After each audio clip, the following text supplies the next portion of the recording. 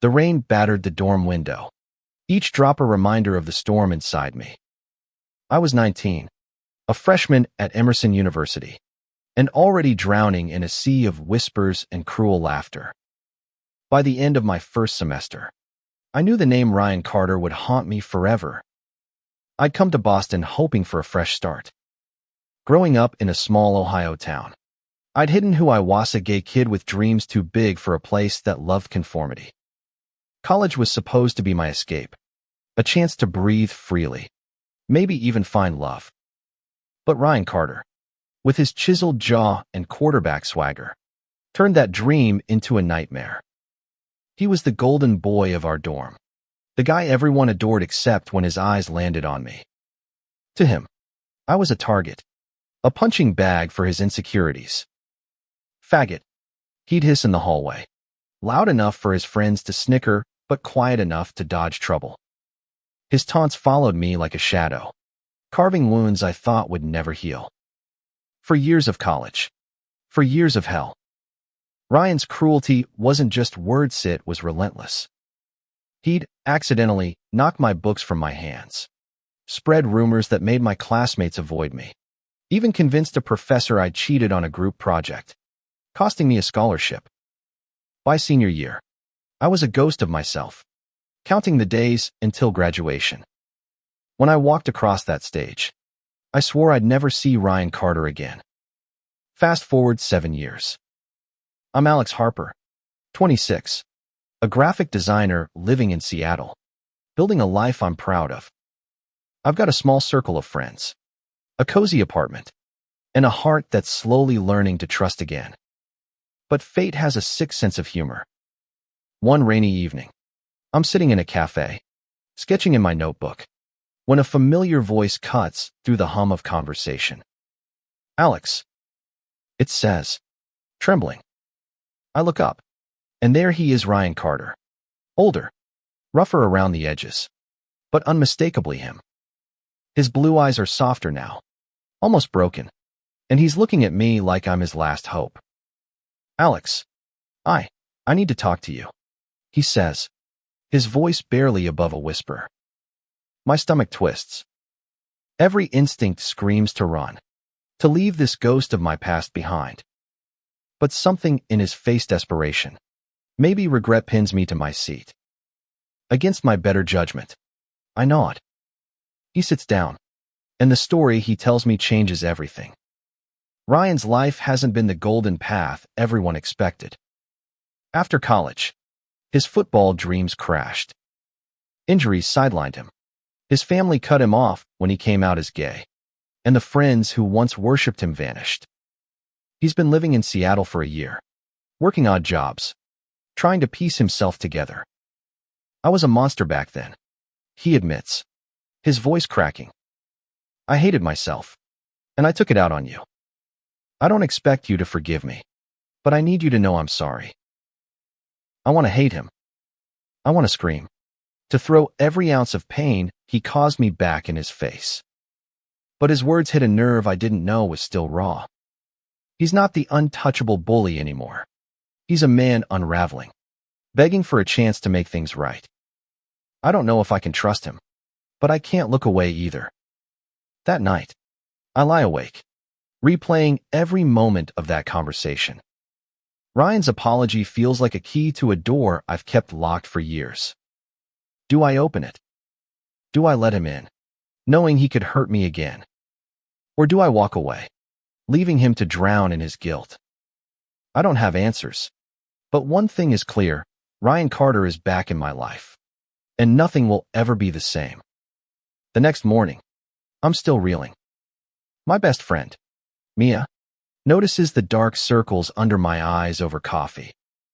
"You look like you've seen a ghost," she says, her brow furrowing. I tell her everything, Ryan. The cafe, the apology. She's furious, her protective streak flaring. He doesn't get to waltz back in and play the victim. She snaps. "You owe him nothing, Alex." She's right, but her words don't quiet the storm in my chest. I keep seeing Ryan's face, the way his hands shook as he spoke. It's not just guilt's haunted. 2. I try to focus on work, but my sketches turn into angry slashes across the page. My boss, a kind woman named Elena, pulls me aside. You're distracted, she says gently. Want to talk? I shake my head, but her concern lingers. By evening, I'm restless, pacing my apartment. My phone buzzes with a text from an unknown number. It's Ryan. Can we meet again? Please. My thumb hovers over the delete button, but I can't press it. Instead, I type, one chance. Tomorrow. Same cafe. 7 p.m. When I arrive, Ryan's already there, looking like he hasn't slept either. He's dressed simply jeans. A faded hoodie, but there's a quiet intensity about him. Thank you, he says as I sit. I didn't think you'd come. I don't respond. Just watch him, waiting. He takes a deep breath and starts talking. He tells me about his college years, how he was terrified of his own feelings, how bullying me was his way of hiding from himself. I was in love with you, he confesses, his voice barely audible. And I hated you for it. The words hit like a punch. Love. From the man who made my life hell. I want to laugh, to call him a liar. But his eyes are too raw, too honest. I'm trembling, caught between rage and something softer. Something I don't want to name. You don't get to say that. I snap. Not after everything. He nods, accepting my anger. I know, he says. But I'm here now, and I'll do whatever it takes to prove I've changed. I leave the cafe shaken, his confession echoing in my mind. Love. The word feels like a betrayal, but it also cracks open a part of me I thought was long buried. As I walk home through the rain, I realize I'm not just fighting Ryan, I am fighting myself. The part that wants to believe him. The days that follow are a blur of confusion. Ryan's words, I was in love with you, cling to me like damp Seattle mist. I can't shake them, no matter how hard I try to bury myself in work or distract myself with friends. Mia, ever my anchor, insists I keep my distance. He's manipulating you, she warns over brunch, her fork stabbing at her pancakes like they're Ryan's face. People like that don't change overnight. I nod, but my heart betrays me, tugging me toward the cafe where Ryan waits every evening, hoping I'll show. I don't go back right away. Instead, I dive into my past, pulling out old college journals I haven't touched in years. The pages are raw, filled with the pain of Ryan's taunts, the loneliness that suffocated me. But there are moments fleeting, buried that make me pause. A glance from Ryan in the library that lingered too long. A time he hesitated before joining his friend's laughter. Was there something more beneath his cruelty? Even then, I slammed the journal shut, angry at myself for even considering it. Work offers no escape. My latest project, a campaign for a local queer youth center, hits too close to home. I'm designing posters with messages of acceptance, but every word feels like a challenge to my own heart. Elena notices my struggle during a team meeting. Your work's always been emotional, Alex, she says, but this feels personal. I brush it off, but she's right. Ryan's reappearance has cracked open wounds I thought had scarred over. By Friday, curiosity or maybe something deeper wins. I text Ryan, agreeing to meet at a park near my apartment. It's neutral ground, public, safe. When I arrive, he's sitting on a bench, feeding crumbs to a flock of pigeons.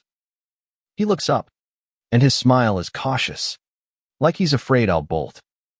I didn't think you'd come, he says again, and I hate how his vulnerability disarms me. We walk, the crunch of gravel under our shoes filling the silence.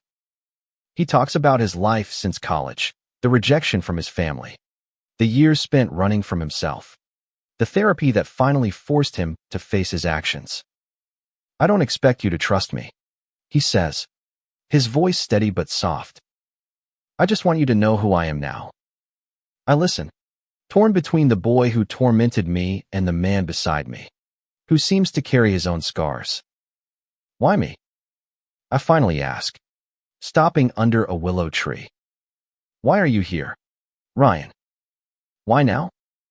He looks away, his jaw tight. Because you were the one I hurt the most, he says. And because I never stopped thinking about you. My breath catches. It's not just his words, it's the way he says them, like they've been trapped inside him for years. I want to push him away, but my feet stay rooted. That night, I dream of college again. Ryan's laughter, sharp and cruel, morphs into his voice in the park, soft and earnest. I wake up sweating, my heart racing. Mia's right, I owe him nothing. But what do I owe myself? The question gnaws at me as I head to the Queer Youth Center for a volunteer event. The kids there are vibrant, unapologetic, and their courage reminds me of the boy I used to be, before Ryan broke me. At the event, I spot a familiar face in the crowd, Ryan. He's volunteering too, helping set up tables, his movements quiet and unassuming. Our eyes meet, and he offers a small nod, not pushing for more. One of the teens, a boy named Jamie, nudges me. That guy keeps looking at you, he says with a grin. He's got it bad. I laugh, but it's hollow. Jamie's words echo Ryan's confession, and I hate how they make my pulse quicken. Later, Ryan approaches me, holding 2 cups of lemonade. Peace offering, he asks, and I take one, my fingers brushing his. It's a small moment, but it feels electric, dangerous. We talk, and for the first time, it's not about the past. He asks about my art, my life, and listens like he's memorizing every word. When he laughs at one of my sarcastic comments, it's genuine, and I catch myself smiling back. As we part ways, he hesitates. Can I see you again? He asks. I don't answer right away, but something in me shifts. I'm not ready to forgive, but I'm not ready to walk away either. Maybe, I say, and it's the most honest thing I've said all week. Maybe turns into coffee dates, then walks, then late-night texts that stretch into dawn. Ryan is careful, never pushing too hard, but his persistence is undeniable. Each meeting chips away at my defenses, revealing a man who's nothing like the boy I feared. He's funny, self-deprecating, and fiercely determined to prove he's changed. But every laugh we share feels like a betrayal of the younger me, the one who hid in bathroom stalls to cry. Mia's warnings grow sharper. You're playing with fire, she says one evening, her voice tight as we split a pizza. He's charming now, but what happens when he slips back into who he was? I don't have an answer. I know she's trying to protect me, but there's a part of Maya reckless, hopeful part that wants to believe in Ryan's redemption. At work, my designs for the Youth Center campaign are getting praise, but I'm distracted. Elena pulls me into her office again. You're carrying something heavy, she says, her eyes kind but firm. If you need to talk, I'm here. I almost tell her about Ryan, but the words stick. How do you explain that the man who destroyed you is now the one you can't stop thinking about? One night, Ryan invites me to his apartment. It's a small, cluttered space in a rough part of Seattle. Nothing like the polished dorm room he had in college. He cooks dinner-burnt pasta and a lopsided salad, but the effort is endearing. Over cheap wine, he opens up about his coming out. My dad called me a disgrace, he says, staring at his glass. I thought if I could hide it, be the guy everyone expected, I'd be okay. But I wasn't.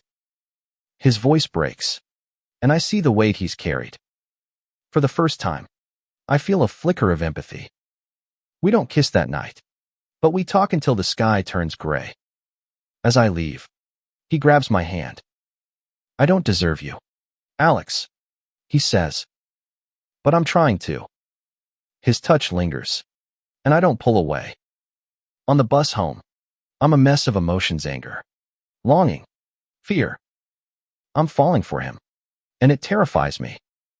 The youth center hosts a fundraiser, and Ryan's there again, helping with setup. The teens adore him, especially Jamie, who teases us mercilessly. "You two are so obvious," he says, grinning. I blush, but Ryan just laughs, ruffling Jamie's hair. Watching him with the kids, I see a kindness I never thought possible. But then I catch a glimpse of myself in a mirror, and the reflection feels like a warning: don't forget what he did. After the event, we walk along the waterfront. The city lights shimmer on the water, and Ryan's quiet, his hands shoved in his pockets. "I know I'm asking a lot," he says finally, "but I'm falling for you, Alex. I think I always was." My heart lurches. I want to say it back, but the words choke me. Instead, I step closer, and he takes it as permission, pulling me into a tentative kiss. It's soft, uncertain, but it sets my skin on fire. The kiss changes everything. We're not just talking anymore, we're redating, fumbling through something neither of us fully understands. Ryan's patient, letting me set the pace, but the past is a shadow we can't escape. One night, over dinner, he mentions a college memorial party we both attended, and I freeze. "You don't remember, do you?" I say, my voice sharp. "You humiliated me that night. Told everyone I tried to hit on you."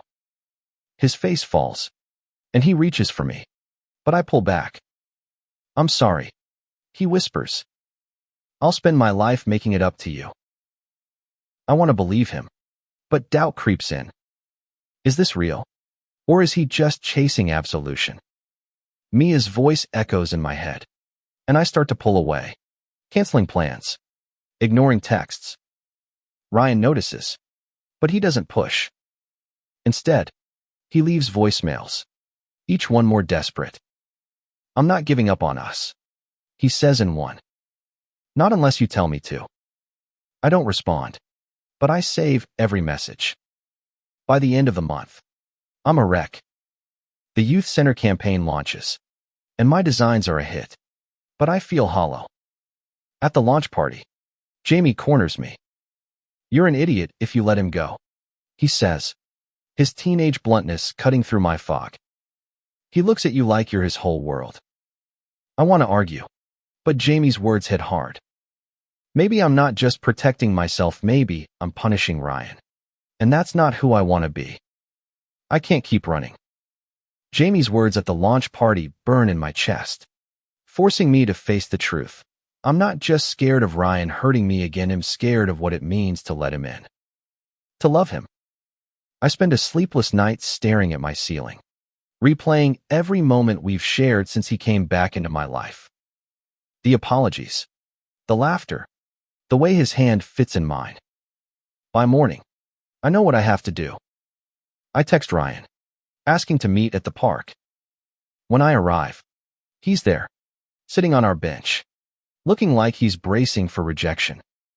"I'm sorry I've been distant," I start, my voice unsteady. "I'm trying to figure this out." He nods, his eyes searching mine. "Take all the time you need," he says. "I'm not going anywhere." His patience breaks something in me, and I sit beside him, closer than I've allowed myself to be in weeks. We talk for hours, not about the past, but about the future, what we want, who we hope to be. Ryan wants to go back to school, maybe become a counselor for kids like Jamie. "I want to help people avoid the mistakes I made," he says. I tell him about my dream of opening an art studio, a safe space for queer youth to create. For the first time, I see us building something together, not just repairing what was broken. Our relationship deepens, but it's not easy.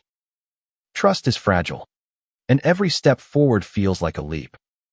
One night, Ryan invites me to meet his sister, Lila, the only family member who didn't abandon him. She's warm, fiercely protective, and skeptical of me. He's changed because of you, she says over dinner, her eyes narrowing. But if you hurt him, I'll hunt you down. I laugh, but her words linger. Ryan's not the only one who needs to prove himself. I do, too. We start spending more time at the youth center, volunteering together. The kids love us as a pair, and Jamie takes every chance to call us grossly cute. But not everyone is supportive. One afternoon, a parent confronts us, accusing us of pushing an agenda by being openly affectionate. Ryan steps in, calm but firm, defending our right to exist. Watching him stand up for us, for me, shifts something deep inside. He's not just apologizing for the past's fighting for our present. But the past isn't done with us. At a college reunion event I reluctantly attend, I run into old classmates who remember Ryan's cruelty. One, a former friend named Sarah, pulls me aside. "You're with him?" she asks, horrified. "After what he did to you?" Her words reopen old wounds, and I start to question everything. That night, I confront Ryan, my voice shaking. "How do I know you won't hurt me again?" He doesn't flinch. "You don't," he says. "But I'll spend every day proving you can trust me." His honesty disarms me, but doubt lingers. Mia, still wary, invites me to a bar to clear my head. Over drinks, she softens a bit. "I just want you to be safe," she says.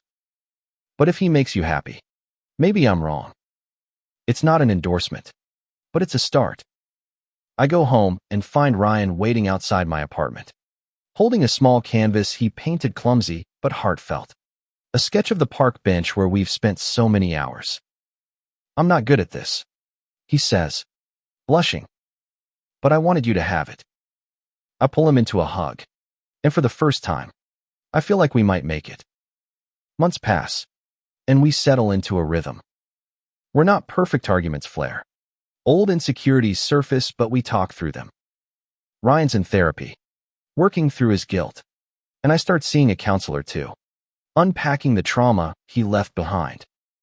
One night, as we're curled up on my couch, he whispers, "I love you, Alex." I freeze, but then I say it back, and it feels like a weight lifting. "I love you, too," I say, and mean it. By spring, we're talking about moving in together. It's a big step, one that scares me, but the idea of waking up next to Ryan every day feels right. At the youth center, Jamie throws us a mock engagement party, complete with a paper ring he made. We laugh, but Ryan's eyes linger on me, and I wonder if he's thinking what I am. Maybe. Someday, this could be real. Moving in together feels like a leap off a cliff, but we take it. Ryan's apartment is too small, so he moves into mine, bringing a duffel bag of clothes and a box of books that surprise me with their depth: poetry, memoirs, self-help.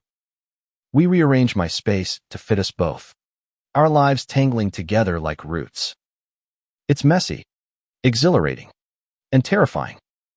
Every night, as we fall asleep side by side, I wonder if I'm crazy for trusting him. The youth center becomes our shared sanctuary. We run art workshops together, and Ryan's knack for connecting with the kids shines. Jamie, now officially our biggest fan, starts calling us the dads, which makes us both blush. But not everyone is on board. One afternoon, a new volunteer, Mark, recognizes Ryan from college. "You're that guy?" he says, his voice dripping with disdain. "The one who made Alex's life hell." The room goes quiet, and I feel the old shame creeping back. Ryan doesn't deny it. "I was," he says, meeting Mark's eyes. "I'm not proud of it." His honesty diffuses the tension, but Mark's glare follows us for weeks. At home, we navigate the small frictions of living together: Ryan's habit of leaving dishes in the sink, my tendency to overwork. But we're learning each other, finding a rhythm. One night, he cooks dinner again, this time nailing the pasta. Over candlelight, he talks about his dreams of helping queer kids like he once was. I want to be the person I needed back then, he says. I reach for his hand, realizing I'm not just falling for him, I am proud of him. But the past is a stubborn ghost. At a gallery opening for my latest designs, I overhear two attendees whispering about Ryan. He was such a jerk in college.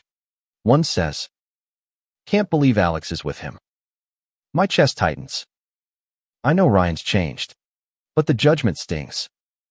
When I tell him later, he's quiet, then says, "I'll never escape it. Will I?" I want to reassure him, but the words don't come. Instead, we hold each other, letting the silence speak. Our first big fight comes unexpectedly. I'm stressed about a work deadline, and Ryan's pushing me to take a break. "You can't keep running yourself into the ground," he says, his voice sharp. I snap back. "Don't tell me how to live my life. You don't get to control me." The words are unfair. A jab at his past, and I see the hurt in his eyes. He leaves for a walk, and I'm left with guilt gnawing at me. When he returns, we talk, raw and honest.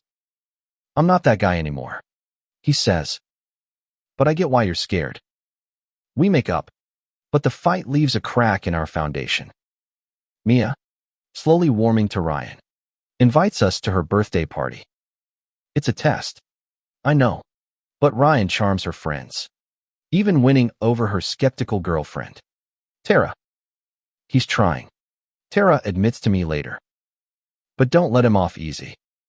I nod, but watching Ryan laugh with my friends, I feel a warmth I haven't felt in years. He fits here, in my life, in a way I never expected. The youth center hosts a pride event, and we're in charge of the art booth. The kids paint rainbow flags, their joy infectious. Ryan and I steal a moment behind the booth, kissing quickly before Jamie catches us in fake gags. But the day isn't all light. A protester lingers nearby, holding a sign condemning sin. Ryan tenses, but I squeeze his hand. "We're stronger than that," I whisper. He nods, and we keep working, our love a quiet rebellion.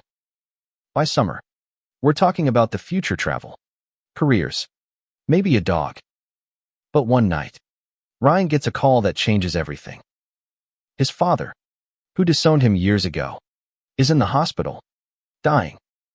Ryan's face is a mask of pain as he hangs up. "He wants to see me," he says, his voice hollow. I don't know what to say, but I know what to do. "I'm going with you," I tell him. He tries to protest, but I'm firm. We're in this together. We book flights to Ohio, and as the plane takes off, Ryan grips my hand. "Thank you," he whispers. I don't know what we're walking into, but I know I'm not letting him face it alone. Ohio feels like stepping into a memory I'd rather forget.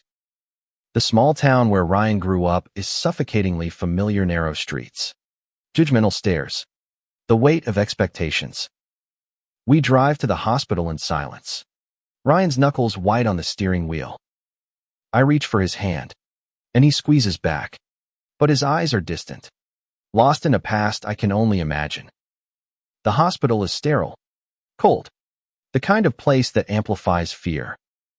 Ryan's father, John, lies in a bed, frail and unrecognizable from the towering figure Ryan described. His mother, Ellen, is there too, her face a mask of resentment. "You shouldn't have come," she says to Ryan, barely acknowledging me. The air crackles with tension, but Ryan stands tall. "He asked for me," he says, his voice steady despite the tremble in his hands. John's voice is weak, but his words cut deep. "I was wrong," he rasps, his eyes locked on Ryan. "I shouldn't have pushed you away." It's not an apology. Not really. But it's all he can manage. Ryan nods, his jaw tight, and I see the boy he used to be desperate for approval, crushed by rejection. I stay quiet, my hand on his shoulder, grounding him. Ellen doesn't soften. When we step into the hallway, she corners me. "You're the one he hurt, aren't you?" she says, her voice low. "Why are you with him?" I'm caught off guard, but I meet her gaze. "Because he's not who he was," I say. "And neither am I." She scoffs, but there's a flicker of doubt in her eyes. As we leave, Ryan's silent, but he holds my hand like it's his lifeline. Back in Seattle, the trip lingers like a bruise. Ryan's quieter, retreating into himself. I try to give him space, but it scares me. One night, I find him on the balcony, staring at the city lights. "I don't know how to let it go," he admits. "All that anger, that shame." I sit beside him, our shoulders touching. "You don't have to do it alone," I say.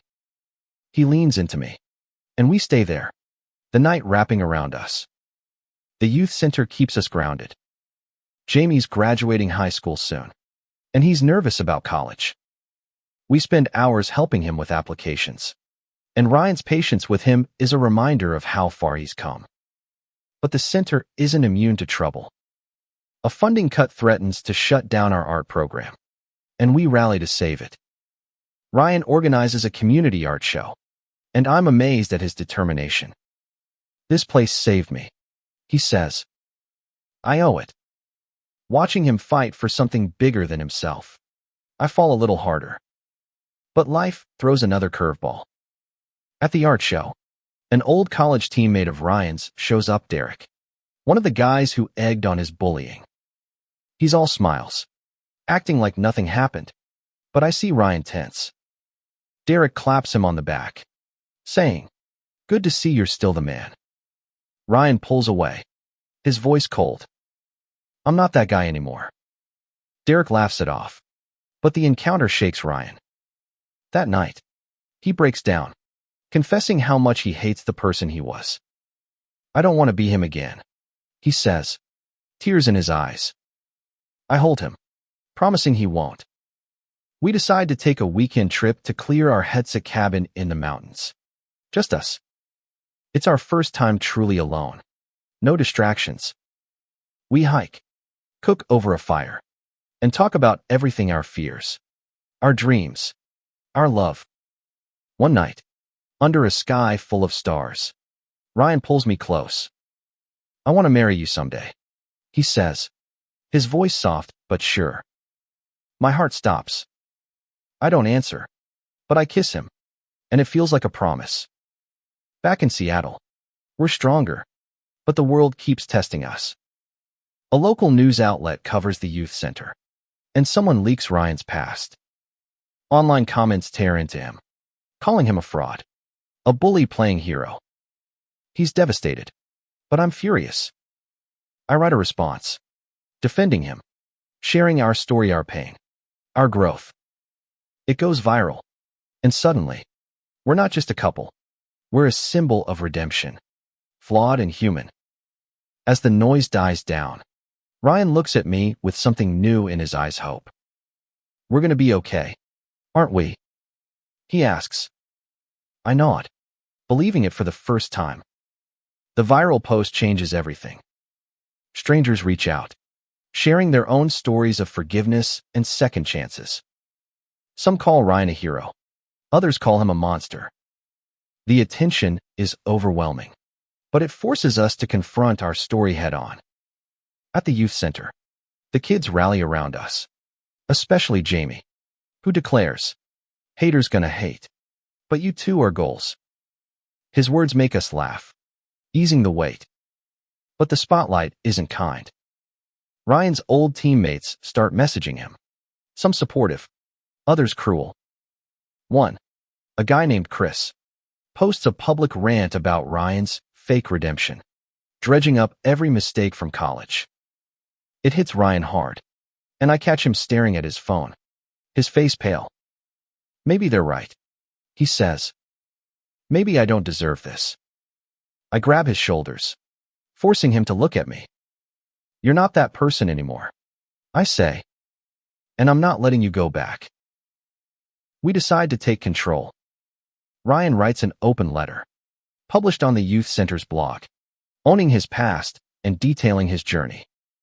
It's raw, unflinching, and I'm proud of him for it. The response is mixed. Some praise his courage. Others say it's not enough. But it's a step. And for the first time, Ryan seems lighter, like he's shedding the guilt that's defined him. Our life together settles into something beautiful. We adopt a rescue dog, a scruffy mutt we name Milo, who becomes our shadow. Ryan starts taking night classes, working toward a counseling degree, while I pitch my art studio idea to Elena, who offers to invest. We're building a future, piece by piece, and it feels real. But I still catch myself waiting for the other shoe to drop, for Ryan to slip, for my trust to break. One evening, Mia invites us to dinner, a peace offering. She's softer now, even joking with Ryan about his terrible cooking. "You're lucky Alex puts up with you," she says, but her smile is warm. After dinner, she pulls me aside. "I was wrong about him," she admits. "He's good for you." Her blessing means more than I can say. And when we get home, I tell Ryan. He pulls me into a kiss, and I feel the last of my walls crumble. The youth center's art program gets a grant, thanks to the attention from our story. We throw a celebration, and Jamie gives a speech, calling us his second family. Ryan tears up, and I squeeze his hand, my heart full. But later, as we're cleaning up, a man approaches us, Ryan's uncle, Paul, who lives nearby.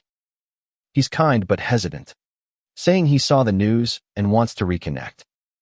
Ryan's wary, but I encourage him to meet Paul for coffee. "Family doesn't have to mean your parents," I say.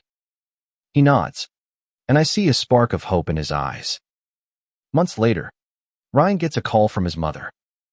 His father passed away, and she's reaching out, her voice softer than before. She doesn't apologize, but she asks him to visit. Ryan's torn, but I convince him to go. This time, I stay behind, knowing he needs to face this alone. When he returns, he's quiet but calm. "She didn't say much," he tells me, "but she hugged me." That's something. I hold him, grateful for small steps. As winter approaches, Ryan surprises me with a weekend trip to the cabin where he first mentioned marriage. This time, the air is crisp, the stars brighter. On the last night, he pulls out a ring, simple, silver, perfect. "I don't just want to marry you someday," he says, his voice shaking. "I want to marry you now. Will you, Alex?" My heart stops, but there's no fear, only certainty. "Yes," I say, and we kiss, the world fading away. We plan a small wedding, just our closest friends and the youth center kids. Jamie insists on being the ring bearer, and Milo gets a bow tie. As we stand together, exchanging vows, I look at Ryan, me bully, my redemption, my love, and know we've earned this. The wedding is small but perfect, held in a community garden under Seattle's spring sky. Mia officiates, her voice steady but emotional, while Jamie, grinning ear to ear, hands us the rings. Milo, our scruffy dog, sits proudly in a bow tie, stealing the show. Ryan's vows are simple but raw. "I was lost until you found me. Alex, I promise to love you, to earn you, every day." Mine are harder to say, my voice catching as I admit. "You broke me once, but you helped me rebuild. I choose you, Ryan, forever." When we kiss, the cheers from our friends and the youth center kids feel like a blessing. Life as husbands is a new adventure. We move into a bigger apartment, one with space for my art and Ryan's textbooks. He's thriving in his counseling program, while my art studio takes shape, funded by Elena and a crowdfunding campaign the kids helped launch. But marriage isn't a cure-all. We argue about money, time, whose turn it is to walk Milo, but we always come back to each other, talking through the mess. The youth center remains our heart. Jamie, now in college, visits when he's home, still calling us the dads. One day, he brings a friend, a shy kid named Leo who reminds me of myself at that age. Ryan takes him under his wing, and watching them talk, I see the man Ryan's become patient, kind, a far cry from the boy who hurt me. Leo starts coming to our art workshops, and his quiet confidence grows. You're changing lives, I tell Ryan one night. He smiles, but his eyes are serious. You changed mine first. Not everyone is kind. Online trolls still surface, digging up Ryan's past, questioning our marriage. One particularly cruel post calls me a fool for forgiving him. It stings, but Ryan's response is fierce. He posts a photo of us at the wedding, captioning it, I don't deserve him, but I'm grateful every day that he chose me. The support pours in, drowning out the hate. Mia, now fully Team Ryan, comments, you two are unstoppable. I laugh, but she's right, we've built something stronger than our past. Ryan's uncle, Paul, becomes a regular part of our lives, a bridge to a family Ryan thought he'd lost. Ellen, his mother, sends occasional texts, small gestures of connection. It's not perfect, but it's progress. My own family, distant but supportive, visits for the holidays. My mom pulls Ryan aside, saying, you make him happy. That's all I need. Ryan beams, and I feel a warmth I never thought possible. One evening, we're invited to speak at a queer youth conference. Ryan's nervous, but I convince him to share our story.